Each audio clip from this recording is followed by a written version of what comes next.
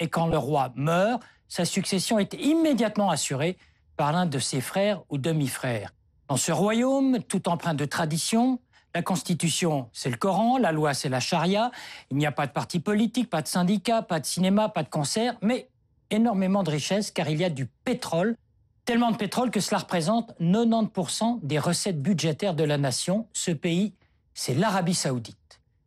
L'Arabie Saoudite s'est récemment imposée à la une de l'actualité en raison de la mort du roi Abdallah et de la désignation du prince Salman comme nouveau souverain wahhabite. Allié géopolitique indéfectible des États-Unis, défenseur du monde sunnite, ennemi farouche d'un Iran et d'un Irak majoritairement chiites, le royaume est actuellement face à un avenir incertain. Géopolitis examine les 3 menaces qui pèsent sur ce pays de 30 millions d'habitants, la menace djihadiste, la menace du chômage et du pétrole, aussi curieux que cela puisse paraître, et enfin la menace institutionnelle avec ce système dynastique et politique totalement figé. Mais d'abord, un constat. L'Arabie Saoudite est un immense chantier. C'est en Arabie, à Djeddah, au bord de la mer Rouge, que l'on est en train de construire la plus haute tour du monde, la Kingdom Tower, 1001 mètres. La première construction du monde a dépassé en hauteur 1 kilomètre. C'est à Riyad que l'on met au point un système de métro de 87 stations, 170 kilomètres de ligne. Un entrepreneur français, au vu de tous ces contrats, estime que l'Arabie Saoudite vit ses 30 glorieuses, à savoir des décennies de développement inouï, dans un pays qui possède des réserves financières immenses. On dit que ces réserves sont de l'ordre de 700 milliards de dollars, c'est-à-dire une somme supérieure au PIB de la nation. Et pourtant, l'Arabie Saoudite, 5e. Le royaume est immense, plus de 2 millions de kilomètres carrés, 4 fois la superficie de la France, près de 50 fois la Suisse. Ce royaume donc est soumis à des tensions externes et internes qui menacent ses fondements. Le système de succession est archaïque, on l'a dit. Il date évidemment du temps du fondateur de la dynastie, le roi Ibn Saoud. Le pays semble incapable de se réformer. Le royaume wahhabite d'ailleurs n'est plus la grande puissance régionale qu'il était face à un Iran de plus en plus omniprésent sur la scène mondiale. À cela s'ajoute la menace djihadiste, ces djihadistes venus du Yémen ou d'Irak. Et déjà, certains se posent la question, y aura-t-il, dans un proche futur, un printemps arabe en Arabie ?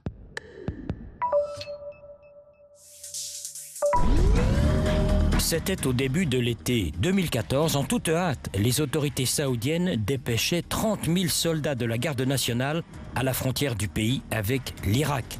Et pour épauler l'armée nationale, le commandement faisait venir très discrètement plusieurs milliers de soldats égyptiens et pakistanais, dont des éléments des forces spéciales. La crainte, pour ne pas dire l'angoisse des Saoudiens, une incursion de djihadistes dans le royaume même, ce qui serait un formidable aveu de la faiblesse militaire et de la fragilité du régime d'Arabie Saoudite. Lequel régime sait pertinemment qu'une fraction non négligeable de ses sujets professe une certaine sympathie, pour ne pas dire plus, pour des mouvements tels que Daesh. Daesh qui, c'est un comble pour Riyad, se réclame du wahhabisme, cette version ultra rigoriste de l'islam qui est le fondement même du royaume fondé par le roi Saoud.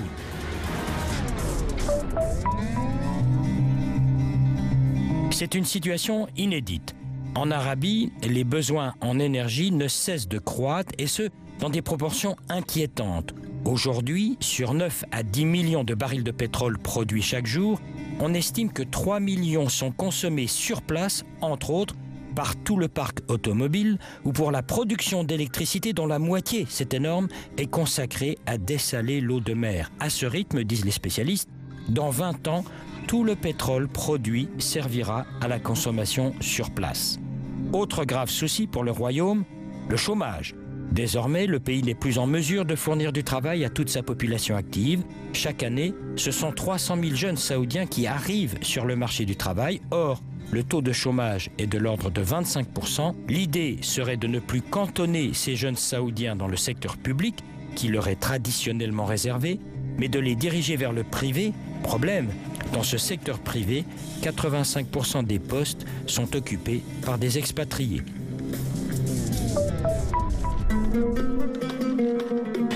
C'est une parfaite gérontocratie. Le roi Abdallah, âgé de 90 ans, est décédé le 23 janvier dernier. Son successeur, le roi Salman, lui, a 78 ans. En Arabie Saoudite, il faut le rappeler, le pouvoir, jusqu'ici en tout cas, ne s'est jamais transmis de père en fils. La succession est de type horizontal. Elle s'effectue entre les fils du fondateur du royaume moderne en 1932, le roi Abdelaziz Ibn Saoud, lui-même décédé en 1953. Seuls ses fils, pour l'instant, ont pu accéder au trône. Il y a eu le roi Faisal, le roi Khaled, le roi Fahd, le roi Abdallah et à présent le roi Salman. Et c'est le roi Abdallah qui avait essayé de rationaliser le système. Il avait mis en place un conseil d'allégeance qui regroupe toutes les branches de la famille royale avec une consigne, que le trône revienne aux plus aptes des enfants ou petits-enfants du fondateur Abdelaziz. On sait qu'en coulisses se déroulent des luttes violentes et continues entre tous ceux qui se sentent aptes à la charge royale.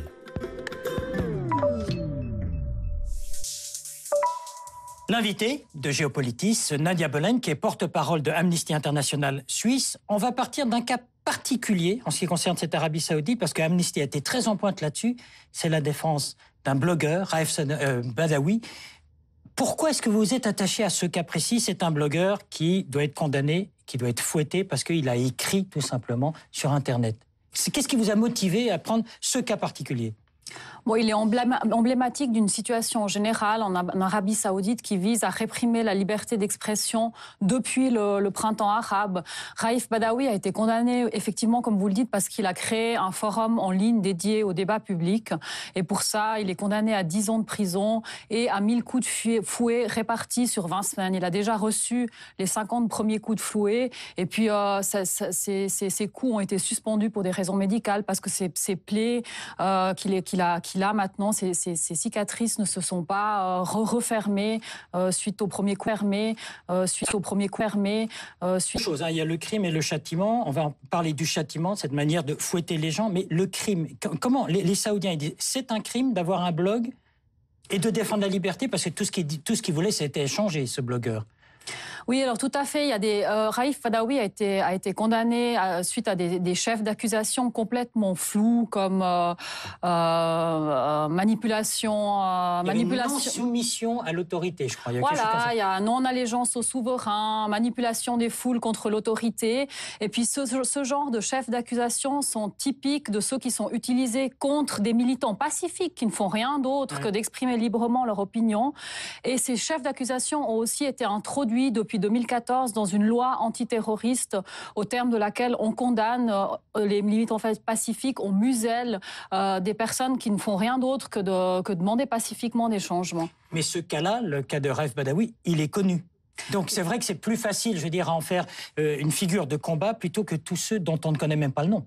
Alors, Raif Badawi a été médiatisé, effectivement, il est connu, mais un nombre d'organisations des droits humains comme Amnesty International ou des organisations des droits humains sur place connaissent les noms d'autres prisonniers politiques. Il y en a d'autres qui sont également connus, comme par exemple des femmes avocates qui se sont engagées pour la défense de femmes qui ne peuvent pas conduire en Arabie Saoudite. L'Arabie Saoudite est le seul pays au monde où les femmes sont interdites de conduire. Eh bien, ces femmes-là ont également été condamnées au terme de la loi antiterroriste, selon des chefs d'accusation complètement flous. Donc Raif Badawi est vraiment emblématique de ce climat de répression des militants pacifiques. On parlait du délit, voire du crime, parlons du châtiment, ce mode effectivement de punition. Ça vous semble quoi? Barbare? C'est pour ça que vous menez le combat, parce que cette punition, elle est barbare, elle est d'un autre âge?